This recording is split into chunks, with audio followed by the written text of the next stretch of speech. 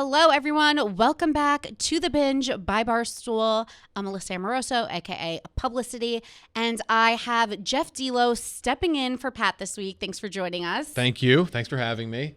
I can't wait to get your opinions. So we are recapping episode 4 of The Real Housewives of New York. So it kind of kicks off with Luann storming out when Sonja's like freaking out, sobbing, whatever she's doing. Luann starts crying. She can't be around it. Ramona's trying to console Sonja. What did you make of that entire situation? Well, so you and I talked beforehand. I watched episode 3 and 4 back to back. Episode 3 was one of my favorites in a while. And I've liked the season so far, but it's okay. And it's also a little sad to see. Like the Sonja freak out you're like, oh no. It's sad. It's definitely sad. It makes me feel bad. But it was just anytime she brings up the Morgans, it's something. The Morgan letters. It elevates the show to a different level. My big takeaway, I'll just get into it. That argument and that whole thing about Garth, which the Garth thing is very weird. Very weird. The Garth thing is the fact that Luann met Garth on Hinge is one of the most, like, could you imagine scrolling Hinge with all those corny ass prompts and like all like the things you got to write, and it's the Countess, like what with her abs, like what does her profile even say?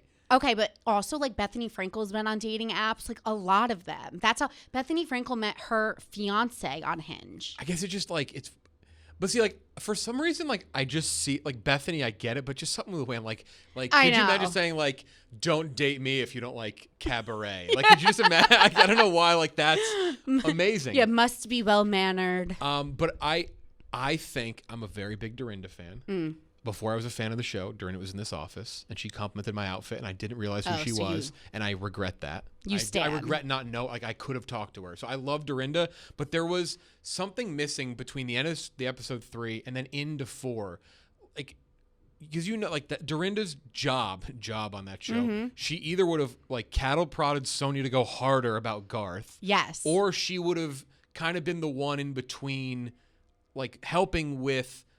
Like the argument's sake, either right? she would have been slurring with Sonja or de-escalating the situation, right? With in between Marona, and that wasn't there, and so it felt like something was missing. I'm still amazing, but it felt like something was like a little missing there, and that was again, I'm the biggest Dorinda stan there is. I was like, that's where Dorinda is missed. Fair. Okay, this is how I feel. This episode to me had one common theme, and it was them throwing daggers at each other and then just forgiving each other within the next 30 seconds. Yes. Do you know what I'm saying? Like, yeah. They Ramona will go from screaming at Sonja to being like, "Okay, I love you. Come here." They're all just like fight, make up. Even Ebony said it. She was like, "Me and my friends, like when you say words like this, we're hurt." These ladies just move on as if they didn't just hit each other across. Like they're basically slapping each other across the face. And they're always like, they say some of the meanest things. Mean. Maybe, I don't know if it's the meanest out of the Housewives franchises, but theirs always feels so, and like their friendship seems so, I mean, it is so tight. Yeah. Like where you're like, damn, like that cuts really deep. So, Ebony, I think, is a great addition, by the way. Amazing. She had something that nobody else has. Like it's called emotional intelligence and self-awareness. She's well-spoken for a reason. She's a lawyer. It's like she's very smart, but she's very well-spoken, but also not in a way that's condescending and annoying because she still has like kind of some fun here and there. Where like I liked Leah as well last season, but Ebony even said it in these last couple episodes. Like Leah's a little. Sometimes you're like, oh shit, like Leah might kick my ass. Like that's the feeling you get. Leah to me just has such younger energy than them. Like, because she's so much younger, but like she fights like a millennial. Like in my head, I'm like, this is like me fighting with a friend, and they're all like, okay, first of all, my favorite thing ever was the preview for next week when Leah's like, "You're all sluts. You're a slut. You're a slut." This is all I'm gonna say. We live in New York City. We hear things. These women have a lot of sex. Oh, yeah. Ramona, Luann, they're out on the town. I hear things through the grapevine. And Leah's kind of like, why are they always judging her for what she's wearing, what she's saying, what she's doing, when it's like, you're doing it behind closed doors. You're just not owning up to it. Ramona shows up in things connected to our company. It's like, so true. Like our boss is, and he says he does, and I believe him, but like the rumors fly that like he has a fling with Ramona. Oh, yeah. Which he's denied, and I believe Dave. Yes, but like, me too. That's Ramona's reputation. Like you're right. And so even like again, now the episodes are blending for me. Even when she walked in and she had like all her prints on. Like, yes. What is that? I'm like, what do you mean? What is that? Yeah, and then like Ramona's in like her tacky fur. It's like, what? Like, why are you okay? But what do you think about Sonia and the Garth situation? The Garth of it all. The girth of it all.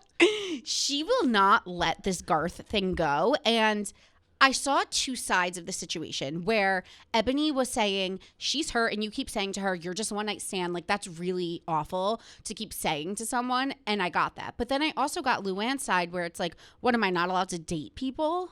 Yeah, because she's always been, it feels like Sonia's always the one in the middle of like their constant ring of the same people. Yeah, true. Like, I mean, the best name in Housewives history is Harry Dubin. That's my favorite. Oh, amazing. It's my favorite maybe human name. Wait, of do you all know time. where we should go? What's the Regency? Oh, yes. Do you want to go for a drink? Absolutely would. Absolutely. I went one night with my friends. I made them go with me because I'm like, we need to see what the scene is. One of Luann's places are right around the corner, too. There she has her Halloween parties. We have to go because the vibe, Harry Dubin wasn't there, but the vibe was Housewives. It was all like old men, like whining and dining. It was so good. It could be on in the background if I hear the name Harry Dubin. I just like, that's the best. I think Sonia, she definitely has her problems.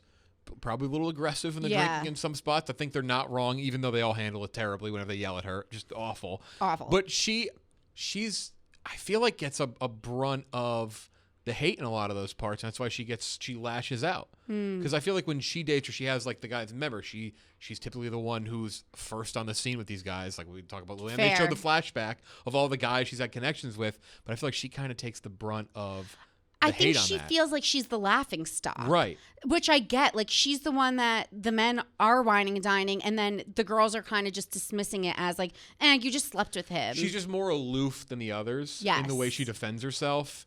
And even like when she's drinking, it just comes off in a different way where like Ramona has a very pointed way of making an argument where she's just going to talk over and just yell and yell. And even Luann just gets kind of scary. And that was Dorinda's case too. Dorinda, like very in your face where Sonia, the way she talks, she's way more vulnerable. So I think them just beating her down and being like, all right, be quiet, Sonia. Like you're in the wrong here. Where she can't defend herself. But it's interesting because Ebony is defending Sonia, and that goes to show me that Ebony's like a real ass person because she sees Sonia's vulnerability and like she has empathy for her, whereas like the other women can't see through the fact that like maybe she's lashing out because she's upset.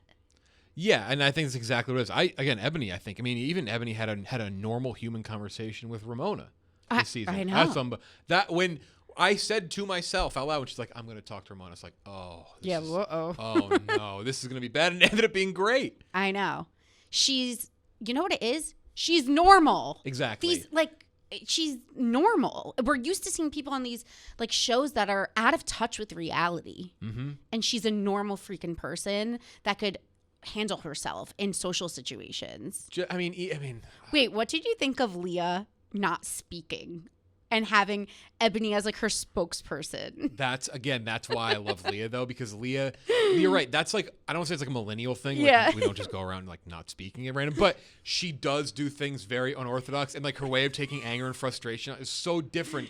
Because that's always my, like, so I'll say this. I'm not the biggest New Jersey Housewives fan. Like, that's not my favorite one. I think there's almost too much yelling at times. I don't love like the shout fest. I agree. Yeah, but it's just like, and that's why I think Leah does yell, but her approaches to things are so different that it feels like you're not just getting the same like decibel level of shouting over each other all the time. But like a vow of silence is just unbelievable. So savage. And nobody knows how to handle it. Also, it's like you're on a reality TV show. And then them trying to guess what she's talking about, and nobody knew it. She was like trying to point when they were getting on the bus or getting off. Oh my god! I was like, this is dumb, but like I love it. It's so entertaining. Which I didn't know how she would be when she came on, because no offense to Tinsley, like who was like the biggest Tinsley fan in the world, right? Fair. Like Tinsley was definitely on the outs. She was just fine, yeah. Right, she was on the outs anyway. Like her relationship was always kind of not really part of the show. That was what kind of came to a head when she left. Do you think she'll come back now that they're no longer together? That's unbelievable.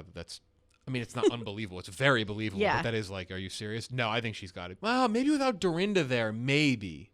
But I don't think she's... I think they're benching Dorinda, and I think she'll come back. I think they're benching her because of that comment that she made about the turkey baster. That's why people... Yeah. That's why people turned on Dorinda. They were like, that was... She said something to Tinsley about, like, what are you going to get? So she got me, not to backtrack too many seasons, I got hooked on the show with one scene. Clip. Her sending the Tyler Perry quote to Luann is honest to God. Honestly, and I watch tons of movies, tons of TV. That is like one of my favorite things I've seen on TV in my life. It's so good. Just Luann like, Tyler Perry. She's like, oh, how deep. And like that, and that's where I fell in love with Luann. I was like, this is amazing. These people are crazy. But that is a good theory. I do get that. Because I know I love her, so I wasn't in the boat as many, but I know many people were like, enough of Dorinda after last season. People were like, enough. She was a little mean at times. Yeah. It's hard to not say she was mean. She was very mean. Yeah, she was mean. So I think we could see Tinsley come back. I think we could see Ramona come back. But someone we saw come back was Heather. It was rough. That was brutal, and like not in a way that I was excited to watch through it either, because like... Yeah, because Leah ahead of time was planting the seeds like she's not welcomed here. So it was almost like Heather was right. She was like, when I came in, the air was like thick. It felt there was tension. There was, because Leah was planting the seeds. And she knew it right away because she laid it on thick herself to try to reverse it. Yeah, that episode felt, I thought it'd be a little more explosive, but it wasn't as natural. But because you're right, she brought up, I mean, she just straight up was just reading headlines. Wait, but the best is that the women are forgiving each other. She's reading the thing about Luann and the drugs, and Luann's like, okay, yeah, I forgive you. It's like, what? Like, they are so quick to forgive. Luann's like, yeah, let's move forward. I'm like, she just said that you were doing drugs. Like, what? Which is funny because think about other Bravo shows. Like, when you get dragged on a podcast, like, that's now, like, the thing that happens with Bravo. I mean, think about that's, like, the backstory of literally the season of Summer House. It's being, it's what you say about people on podcasts. But there's like, oh, okay. Like... They're like it's so weird because they fight and then it's literally like 30 seconds later, poof, like, hey, we're best friends. We love each other. Maybe it's the money. I don't know. I don't know what can't relate. It's a weird dynamic. Even like Sonia and Ramona will fight and then they'll wake up in bed together and be like, I love you so much. But those, again, I do think like, and I know there's been long friendships on the other Housewives shows as well, but like the dynamics are different at times where like the New York one, it does feel like their friendships have ran so deep for so long, where it's like it's the mix of like, I can't believe that you're saying that to each other, but at the same time, the more I think about it, like it does make sense. They get over it. Where some of the other ones, like other franchises, like they just don't. I know, it's so true. Okay, I want to leave you with this question. Do you believe if a guy doesn't eat your ass, he's not a real man? Oh my God, that was. Wait, who said that? Wait. Leah. Okay, I figured. I know why I figured if Leah said that. That's just, I mean. They were like, what? How many real men are in New York City? What a question. I was dying. I was very wrong about Leah when she first came on the show. I was like, oh, this seems almost forced. I'm like, oh, that's just who she is. No, she's just savage. This is just what she is. I just love how she owns everything she's about. She's just out of control. And she's just like, yeah, this is me. Again, that I think we can relate because she's the younger one. Exactly. I think there's a discrepancy in the age gap between someone like Leah and like Ramona. Like, it doesn't make sense. There's something missing a little bit. Either you need to make the whole cast younger. Right. But even that's why, like, again, I do think Ebony was a good addition because I don't know her age. Me either, but she's mature enough either way. There's a completely different vibe with her. Now that we say that, we could come back in 3 weeks and she's just like a lunatic. Yeah, but I don't think so. I think you can tell there's a different, like calmness. Yeah, which is kind of, I mean, the fact they've added 2 people in a row and they work she is goes kind in, of crazy. Her and Lou go after each other next week on the preview. Right. Was it about the education About the education. No, like Luann, you can't cross the Countess. When they showed the flashback clip of her when she gets in the car and she's like, it's Mrs. De Lesseps. She goes, don't. She goes, she introduced me as Luann. Like, excuse me. Like, that's what she's about. That's my other regret at this company. I'll leave you with that. Okay, what's that? I was on radio. I had just used the end of my podcast, unrelated to Bravo. I used Feelin' Giovanni as the outro song to my podcast. I guess her team knew, like they must have that pinged through like metadata or whatever, fancy shit I don't know. So they walked by. They had just done a pod here. I'm on radio. Back when we had like a radio studio in there. and I'm on national radio, and I see them walk by, and Luann waves at me, and they point at me, and they wave, and I'm like, oh my God, and I'm talking. I'm like, what do I do? I'm like, I'm on radio. I can't leave. Yeah. What a fucking idiot I am. I should have. I don't like that was so. First of all, we don't even have that radio channel anymore. Yeah, we left Sirius. You would have been just fine. I should have walked out of the studio and met her, taken a pic. You'll have your moment. I better. I'm trying to get us tickets to BravoCon. Press passes. I'm so excited that's coming back. We need to go. I'm excited. Like, hello, now we have Bravo correspondents at Another the thing office. I was skeptical of, and then you see that big Watch What Happens Live, you're like, oh my God. What happened? Well, just when they all brought everybody up, all the shows, it's like, this is insane. It's so good. All right. Absolutely in for Bravo. That was episode 4. We'll be back next week. Pat's going to be gone still, so Jeff, maybe you'll come back. I'm on that same trip. Oh. We're gallivanting around the country. I got to find someone else. All right. There's many men that watch Bravo Many here. Bravo men in the office. All right. Thank you, Jeff. Thank you. If you guys are new here, this episode goes up on YouTube and IGTV, digital only. So follow us on Instagram, TikTok, and YouTube. And we'll be back next week.